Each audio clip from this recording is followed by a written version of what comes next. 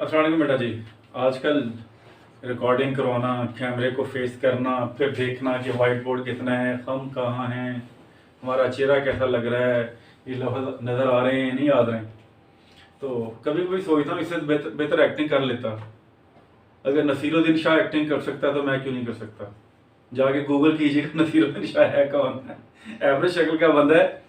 तो ये फन था, सिर्फ ये बताने के लिए कि देखिए हम भी एडजस्ट कर रहे हैं। मैं आपको इफ यू बिलीव मी, मुझे सबसे एलर्जी है these gadgets, these digital gadgets like mobile, like shooting. ये बड़ा मैं एलर्जिक था, specially facing camera was my biggest fear.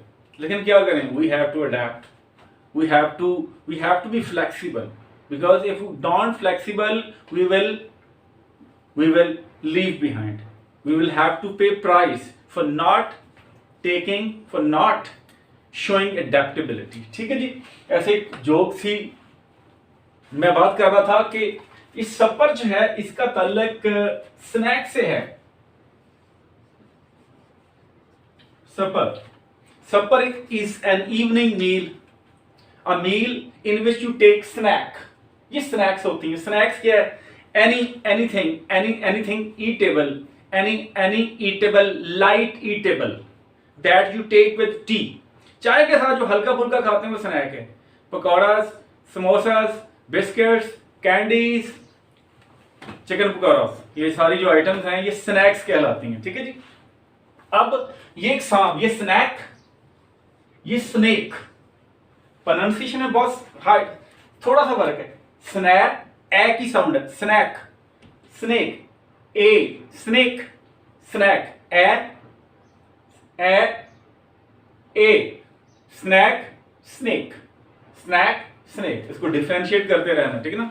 सो आप किसी को बंदे को चाय पूछते हैं तो उसको पूछेगा would you like to take some snack, ठीक है ना। वुड यू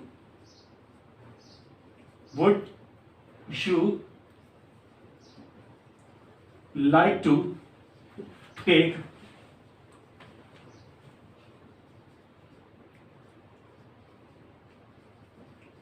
some snacks, क्या आप इसके साथ कुछ हल्का फुल्का स्नैक लेना पसंद करेंगे?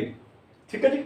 आप ये स्नैक ही बोलिएगा, ये ना बोल दीजिएगा would you like to take some snake, कुछ सांप लेना पसंद करेंगे। प्रोनाउंसिएशन आपकी ये ना हो, वहां आप कह रहे होंगे would you like to take some snake और बंदा दौड़ जाए पाए मैं तो सांप खड़ा आएगा। ठीक है जी। So would you like to take some snake और स्नैक, स्नैक नॉट स्नेक, ठीक है जी। इस तरह एक बंदा फिक्रा बोल रहा था डू यू हैव स्नैक, उसको बोलना चाहिए था do you have snack in the hall, क्या तुम्हें मिले स्नैक कोई खाने के लिए चाय के साथ मिला इन द हॉल, हॉल के अंदर। उसने फिक्रा क्या बोला sir, just because of pronunciation, ठीक है ना। क्या बोला, do you have some snake in the hole, hall को वो होल कह रहा था। कहता तुमने बिल के अंदर कोई बिल पाया, उस सांप के अंदर, बिल के अंदर तुम्हें कोई सांप मिला है, तो डिफरेंशिएट कीजिएगा स्नैक एंड स्नेक में। ठीक है जी। तो आ जाए आप। इट्स सपर टाइम, ये शाम के खाने का वक्त है। हैरी दे सेड, उन्होंने कहा थोड़ी सी स्पीड भी तेज करें। हिज वाइफ, उसकी बीवी अपीयर, जाहिर हुई विद हिज सपर, उसके जो हल्के खाने के साथ जाहिर हुई। इन अ विकर बास्केट, विकर बैत की बनी हुई एक टोकरी थी, बास्केट जो है वो टोकरी है, बैत की बनी हुई टोकरी, उसके साथ उसका शाम का खाना रख के लेके आई है। फूड वो खाना that came from the earth, जो जमीन से आया। नथिंग फ्रॉम आवर गार्डन, कोई चीज भी इसमें ऐसी शामिल नहीं थी जो उनके बागात से होती। हिज वाइफ स्टूड वॉचिंग, उसकी बीवी खड़ी हो गई, वॉचिंग हिम, उसे देखती रही। You can not build a rocket, तुम रॉकेट की तामीर नहीं कर सकते।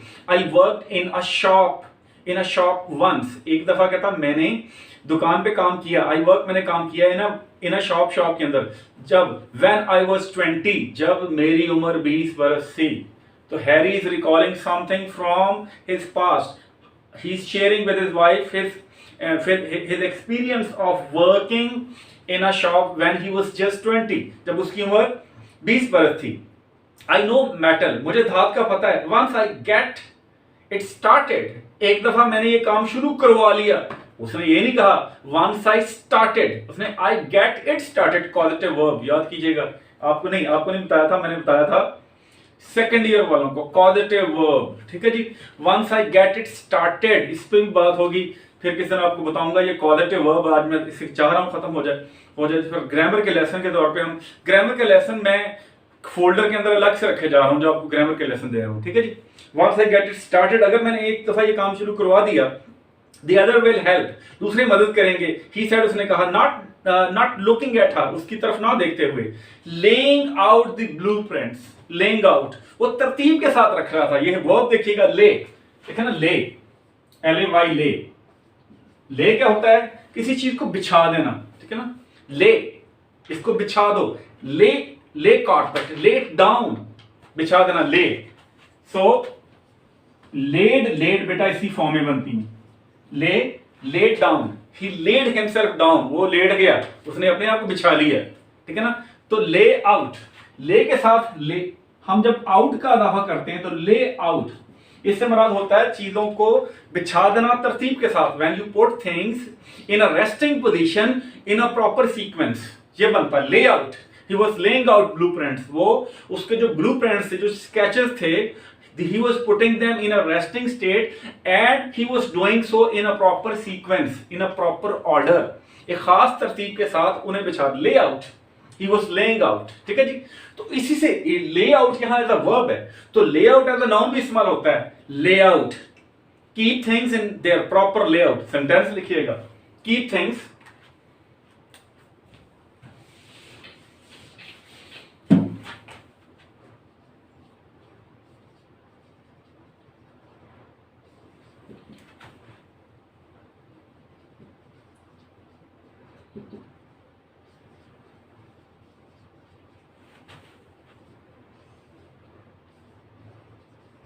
keep things in the proper layout at table, ठीक है जी।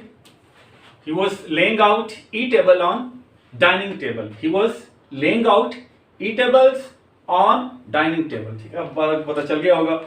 इसमें देखिएगा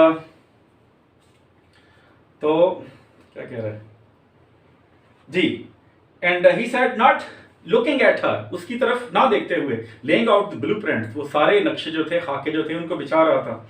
हैरी, शी सेड, उसने कहा, हेल्पलेसली, बगैर मदद के, हेल्पलेसली, बेयारो मददगार, we have got to get away, खोरा, we have got to get away, we have got to get away, we have got to get away, हमें जाना है ना, we have got to get away. यहां एक और थोड़ा सा देख लें, ग्रामर का स्ट्रक्चर भी देख लें।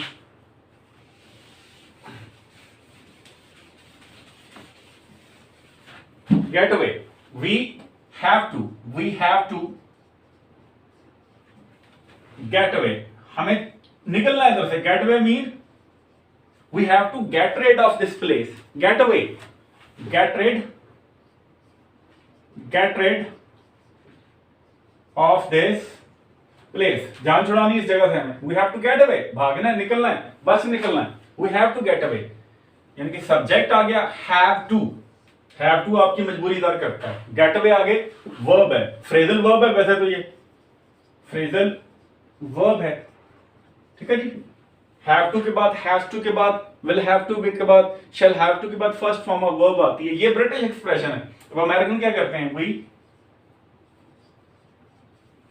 वी हैव, लिखा हुआ है कहां चल गया, we have got to get away, ये एक्सप्रेशन वो अमेरिकन इस्तेमाल करते हैं। वो क्या करते हैं, सिर्फ डिफरेंशिएट करने के लिए, अपनी लैंग्वेज के ब्रांड को अलग करने के लिए। देखें how it is important that if you just you have learned this, you have borrowed English language from some other country, but now you are trying to make it distinct from its original version just to retain your identity. It means your national tongue is the only source of your identity. You cannot maintain your identity without showing maximum loyalty to your language. Language इतनी अहम होती है। तो we have गया, we have got to, उन्होंने क्या किया, उन्होंने have to के बाद God का भी इजाफा कर दिया। we have got to have got to, ये अमेरिकन एक्सप्रेशन है, फिक्रा ये भी ठीक होगा, we have to get away, we have to get away, we have got to get away, ठीक है, ये थोड़ा सा देख लें।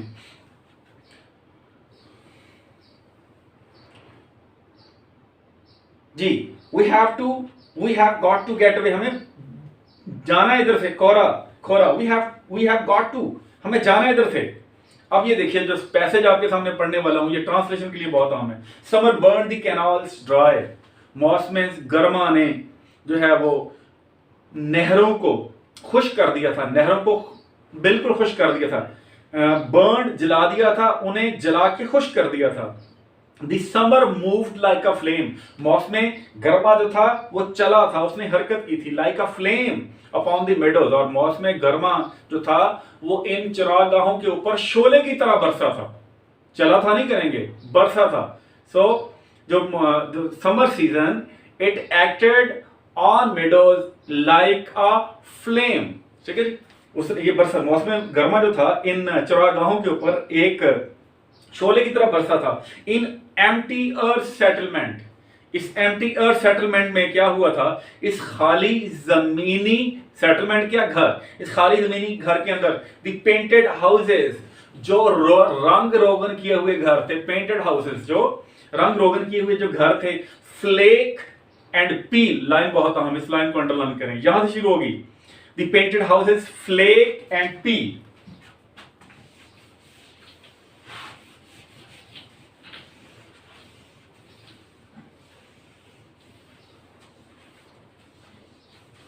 जी बेटा, पील, पील होता है फ्लेक, असल में इसका मतलब एक ही है, FLAKE, फ्लेक।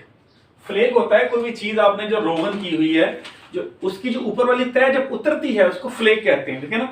क्या होगा, पील, पील ऑफ आउटर लेयर, जो बैरूनी तह है, देखें छीलना जो है किस चीज का, अगर कोई piling of onion, piling of, she was peeling off, of का भी फ्रेजल वर्ब इस्तेमाल होता है, ये piling onions, ONIONS, piling of onions, प्याज को छीला जा रहा था, it means the outer layer of onion it was being strip of, थोड़ा सा देखें, आउटर लेयर ऑफ अनियन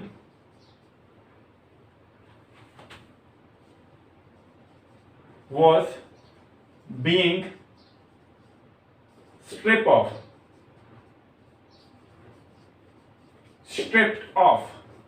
उतारा जा रहा था, ठीक है जी। इट्स आउटर पील, उसको छिलके को भी पील कहते हैं, पील ऑफ उतारना भी, पील छिलका भी है, या फ्लेक का है peeled of.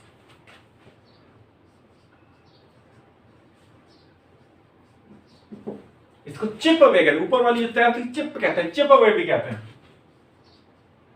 chipped off, paint had started chipping off, ये भी फिक्र हो सकता है।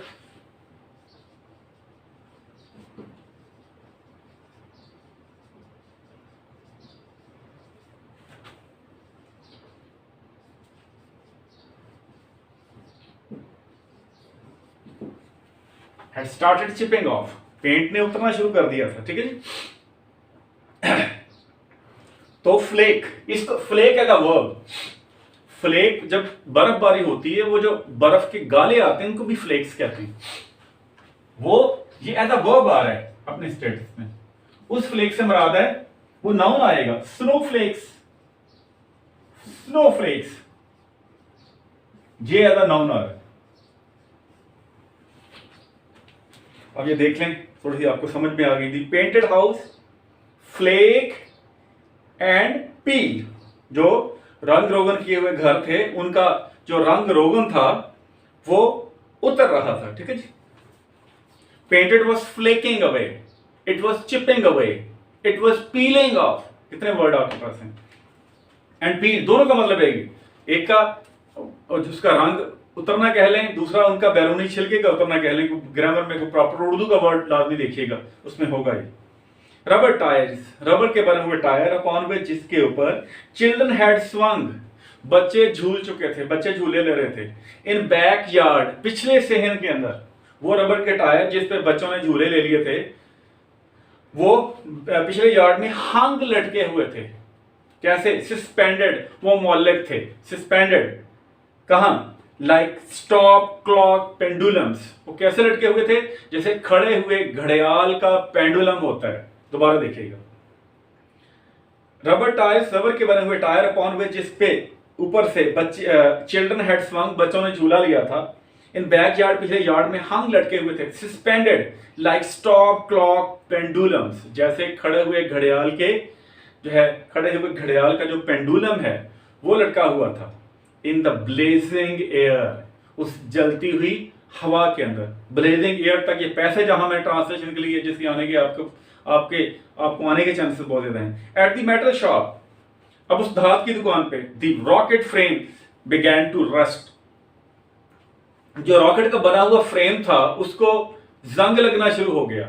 It began to rusty ji.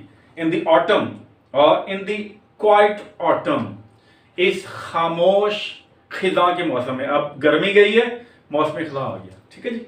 Autumn, in quite autumn, क्या हुआ? Mister bettering stood, mister bettering अब खड़ा हुआ है। वेरी डार्क नाउ, अब रंग का मसाला काला हो गया। Very dark now, so his complexion had become dark and now very golden eyed, सुनहरी आंखों वाला हो गया, रंग उसका काला हो गया, पीली उसकी आंखें होंगी, ठीक है जी। एंड कहां खड़ा हुआ था? अपॉन द स्लोप, ढलवान के ऊपर, अबव हिज विला, अपने विला के ऊपर। विला किसको कहते हैं? बहुत बड़े बंगले को विला कहते हैं। Villa, Bangalore, big Bangalore.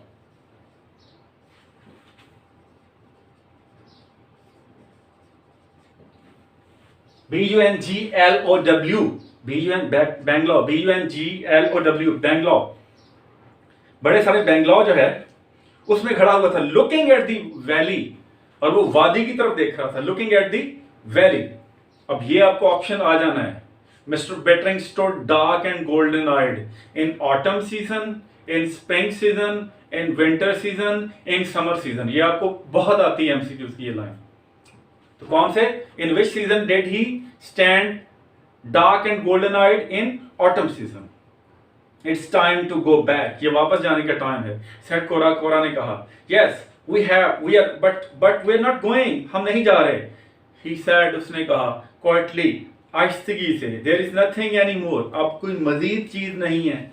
Your books, तुम्हारी किताबें, शी सेड, उसने कहा, योर फाइन क्लोथ, तुम्हारे अच्छे कपड़े, द टाउन इज एम्प्टी, ये गांव तो खाली है। No one is going back, कोई भी वापस नहीं जा रहा। ही सेड, उसने कहा, there is no reason, none at all, वापस जाने की अब कोई रीजन नहीं है। द डॉटर वोव टेपेस्ट्रीज, और डॉटर जो उसकी बेटियां थी, वोवन, वो बुन रही थी। टेपेस्ट्री क्या होती हैं? चादरें। टेपेस्ट्री का लिखेगा pattern made by weaving of coloured wool.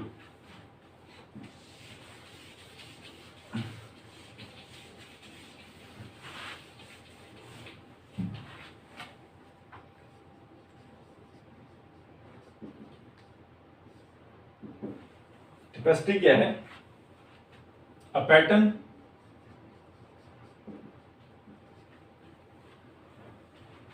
made by weaving of colored wool।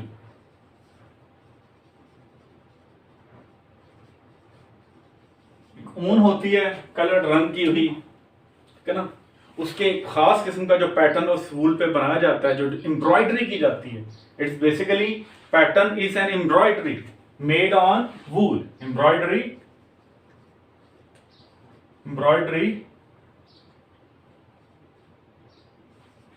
made on wool, embroidery made on wool, wool के ऊपर जो एम्ब्रॉयडरी की जाती है, ठीक है। एंड दी सन्स, और लड़के जो थे, प्लेड सॉन्ग्स, वो जो थे वो गाने बजा रहे थे, on the ancient flutes and pipes, पुरानी बांसुरियों के ऊपर। फ्लूट कहते हैं, फ्लूट बांसुरी को कहते हैं, उसको पाइप भी कह लेते हैं। वो पुराने बांसों के ऊपर और बांसुरियों के ऊपर जो है वो गाने बजा रहे थे, गानों की धुनें बजा रहे थे। Their laughter echoing in marble villa, और उनके जो लाफ्टर थे, उनके जो कहकहे थे, वो गूंज रहे थे उस संगे मरमर से बने हुए जो है वो बेंगलोर के अंदर। Their laughter were echoing, their laughter was resonating, their laughters were resonating, resonate करना, eco,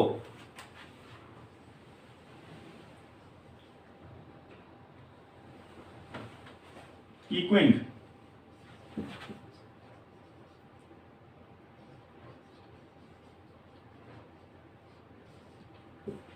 they were echoing, they were resonating, ठीक है जी। पेज नंबर बेटा 22। Mister Bittering gazed at the earth settlement, mister Bittering ने देखा, टिकटकी बांध के देखा, when you constantly stare into one direction, far away in the low valley, नीचे उस वादी की तरफ उसने देखा, सच ऑड, इतने अजीब, such ridiculous houses the earth people build, इतने अहमकाना, इतने अजीबो गरीब घर उन जमीनी लोगों ने बनाए। ठीक है जी, इसकी चूंकि एक्सप्लेनेशन बेटा है, मैं इस लेक्चर को इसी पे रोकता हूँ बेटा, और अगले लेक्चर तक बेटा बहुत शुक्रिया, अल्लाह हाफिज, और रेगुलर मेरे लेक्चर बेटा देखते रहिएगा।